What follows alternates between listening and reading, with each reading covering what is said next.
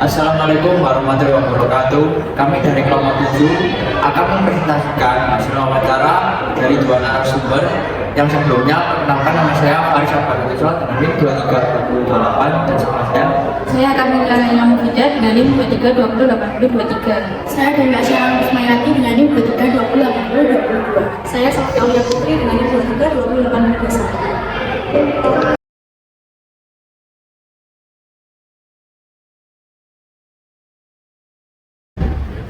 Untuk narasumber yang pertama, Bapak Guru Muhammad Bagus Islamuddin, SPD dari MTSN Negeri 1 PDI yang mengajar sebagai guru bahasa Indonesia sejak tahun 2023.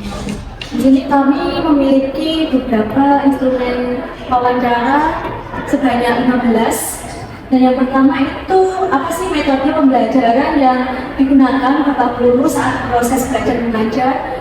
Beliau menjawab, saya menggunakan metode Problem Based Learning (PBL) dan Project Based Learning (PBL). Untuk soal yang kedua, bagaimana Anda menyesuaikan metode pembelajaran dengan kebutuhan siswa? Beliau menjawab, saya melakukan asesmen awal untuk mengetahui tingkat kemampuan siswa, konteks materi, serta minat mereka. Misalnya, untuk siswa yang lebih visual, saya menyediakan media seperti infografis dan video. Sedangkan untuk siswa yang lebih suka eksplorasi, saya memberikan tugas proyek yang menantang tetapi relevan. Untuk pertanyaan yang ketiga, jenis media pembelajaran apa yang Anda gunakan? Jawaban dari beliau, saya menggunakan video pembelajaran dari YouTube, media visual, media audiovisual, visi, Padlet, dan virtual. Untuk pertanyaan yang keempat, apa kelebihan dan kekurangan dari metode pembelajaran yang digunakan? Kelebihannya itu meningkatkan kemampuan berpikir kritis, kolaborasi, dan pemecahan masalah siswa. Siswa menjadi lebih aktif dan terlibat dalam pembelajaran. Kekurangannya memberikan waktu lebih lama untuk kesiapan dan pelaksanaan. Selain itu, siswa dengan kemampuan rendah mungkin memerlukan bimbingan tambahan. Untuk soal yang kelima, apakah metode tersebut dapat diterapkan untuk semua tingkatan kemampuan siswa? Untuk metode tersebut, ini lebih fleksibel tetapi memerlukan adaptasi. Beliau biasanya memberikan scaffolding atau pendampingan bagi siswa yang kesulitan untuk memastikan semua siswa dapat mengikuti pembelajaran tersebut. Yang selanjutnya yaitu pertanyaan nomor 6, media pembelajaran apa yang sering digunakan pada beliau?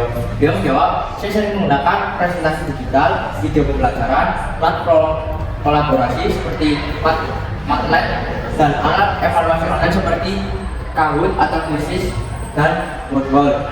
Pertanyaan yang ke-7, apakah media pembelajaran tersebut mendukung dalam proses belajar mengajar? Dia menjawab, ya, media pembelajaran tersebut membantu siswa memahami konsep lebih mudah dan mendukung diskusi serta kolaborasi dalam proyek. Pertanyaan yang ke-8, apa strategi Anda untuk meningkatkan belajar siswa?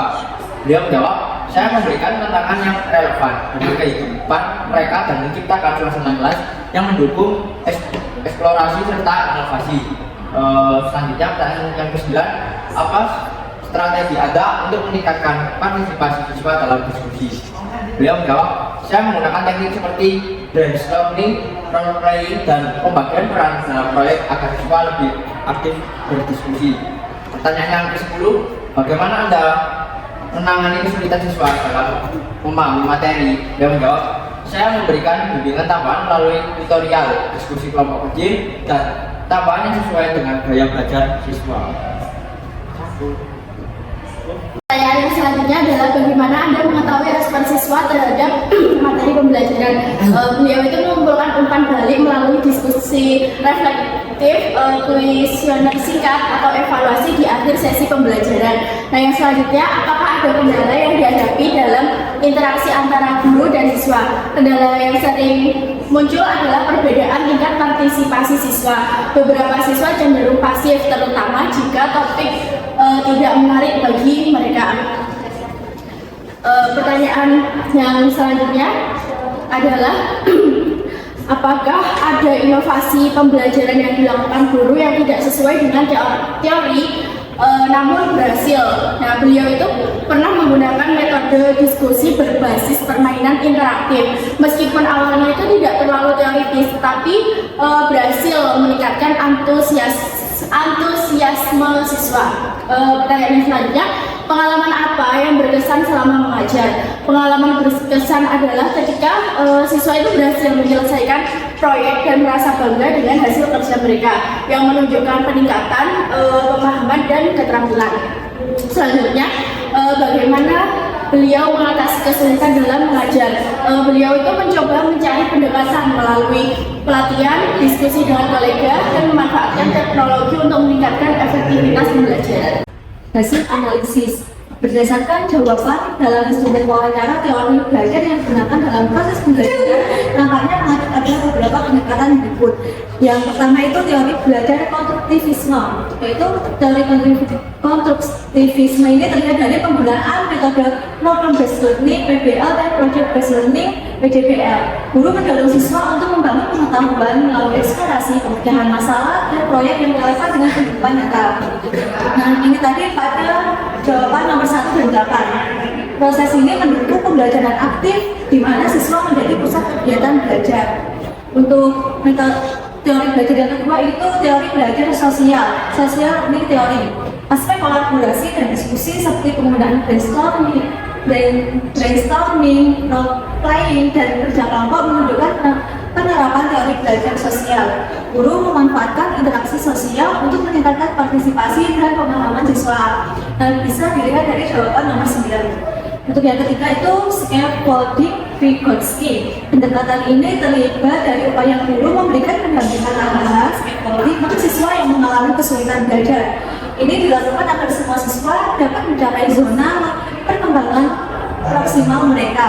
Nah, ini pada jawaban nomor 5 dan 10. Proses pembelajaran mengintegrasikan berbagai teori belajar secara fleksibel untuk memenuhi kebutuhan siswa dan menciptakan lingkungan belajar yang inovatif.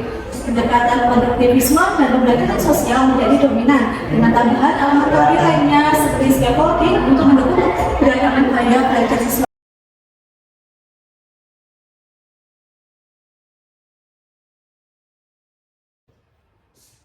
Selanjutnya yaitu narasumber kedua, yang bernama Alvina Dewi Anggreni, adalah seorang pendidik muda yang mengajar di SDN 3 Monang Kulon sejak tahun 2022. SDN 3 Monang Kulon adalah sekolah dasar yang terletak di wilayah Monang Kulon, Kabupaten Malang, Jawa Timur. Di sini kita akan menjelaskan pertanyaan wawancara. Yang pertama yaitu metode pembelajaran apa yang Anda gunakan dalam proses belajar mengajar? Beliau menjawab, presentasi, problem solving, demonstrasi, percobaan, dan proyek. Pertanyaannya kedua, bagaimana Anda menyesuaikan metode pembelajaran dengan kebutuhan siswa? Beliau menjawab, menyiapkan asesmen diagnostik, contohnya memberi pertanyaan kepada siswa, atau wawancara langsung, atau kuesioner sederhana terkait materi yang akan diberikan kepada siswa untuk mengetahui kemampuan siswa tersebut. Pertanyaan ketiga, jenis media pembelajaran apa yang Anda gunakan? Beliau menjawab, media pembelajaran interaktif, contohnya LCD proyektor, dan menggunakan banyak platform seperti Canva, Wordwall, dan Quizzes. Pertanyaan keempat, apa kelebihan dan kekurangan dari metode pembelajaran yang digunakan? Beliau menjawab, kelebihannya siswa lebih tertarik untuk aktif di pembelajaran ketika menggunakan media pembelajaran interaktif, dan kekurangan sarana dan prasarana di sekolah kurang memadai dan tidak bisa dilakukan dimanapun dan kapanpun keadaannya. Pertanyaan kelima, apakah metode tersebut dapat diterapkan untuk semua tingkat kemampuan siswa? Dia menjawab, media pembelajaran interaktif bisa diterapkan di semua tingkatan, dan hafalan menggunakan lagu-lagu tersebut juga bisa diterapkan di semua tingkatan. Untuk pertanyaan selanjutnya yaitu media pembelajaran apa saja yang sering Anda gunakan. Nah, beliau menjawab, media pembelajaran yang sering digunakan adalah hafalan menggunakan lagu-lagu. Kemudian pertanyaan selanjutnya adalah apakah media pembelajaran tersebut mendukung dalam proses belajar mengajar.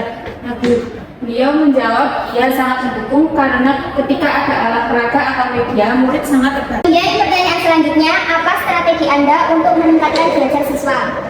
Nah, dari beliau itu ada strategi, contohnya memonitoring siswa mulai dari cara belajarnya dan proses belajarnya melalui orang tua. Kemudian pada proses pembelajaran beliau ada buku penghubung wajib belajar yang wajib didampingi oleh orang tua. Pertanyaan selanjutnya yaitu bagaimana Anda menangani kesulitan siswa dalam memahami materi. Nah, dari beliau itu dibuatkan seperti soal yang kiranya lebih mudah daripada teman-teman yang sudah bisa. Kemudian pertanyaan selanjutnya, apakah ada kendala yang dihadapi dalam interaksi antara guru dan siswa? Beliau menjawab, kendala yang sering dihadapi adalah ketika siswa tersebut rasa ingin tahunya sangat tinggi dan mencoba hal-hal baru yang membuat guru menjadi kesal. Kendala lainnya adalah ketika siswa tersebut berkelahi dan ceroboh. Kemudian pertanyaan selanjutnya adalah apakah ada inovasi pembelajaran yang dilakukan guru yang tidak sesuai dengan teori umum namun berhasil? Nah, beliau menjawab ada. Contohnya pengembangan aplikasi yang beliau lakukan. Pada siswa kelas 1 SD diberikan soal atau pertanyaan yang berbasis problem solving dan mereka bisa mengerjakannya. Pertanyaan selanjutnya yaitu pengalaman apa yang berkesan selama mengajar. Nah, dari beliau itu ada pengalaman yang berkesan yaitu pada saat kuliah semester 5 saat KKN. Ketika ajaran baru, beliau menjabat sebagai guru kelas dan guru PPL. Baik, hasil analisis dari narasumber yang kedua adalah guru tersebut itu menggunakan dua teori, yaitu teori konstruktivisme dan teori behaviorisme. Yang pertama, teori konstruktivisme, guru tersebut itu menyebut secara eksplisit bahwa teori konstruktivisme itu digunakan setelah olahraga. Jadi cocoknya itu digunakan setelah olahraga menurut beliau.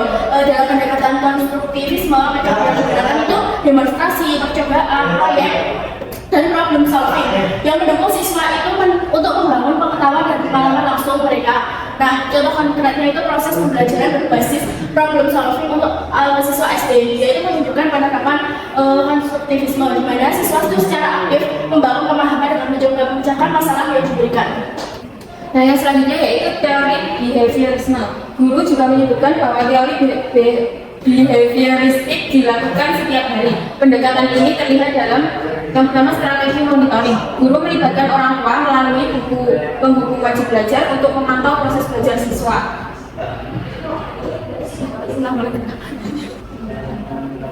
Nah, yang kedua yaitu teori belajar behaviorisme. Guru juga menyebutkan bahwa teori behavioristik dilakukan setiap hari. Pendekatan ini terlihat dalam strategi monitoring. Guru melibatkan orang tua melalui buku penghubung wajib belajar untuk memantau proses belajar siswa yang mendukung reinforcement atau penguatan perilaku positif. Nah, kesimpulan ini bisa dilihat dari jawaban nomor 8. Kemudian yang selanjutnya yaitu media hafalan lagu. Digunakan sebagai cara pembelajaran untuk membentuk kebiasaan belajar melalui pengulangan yang merupakan ciri khas behaviorisme. Bisa dilihat dari jawaban nomor 6.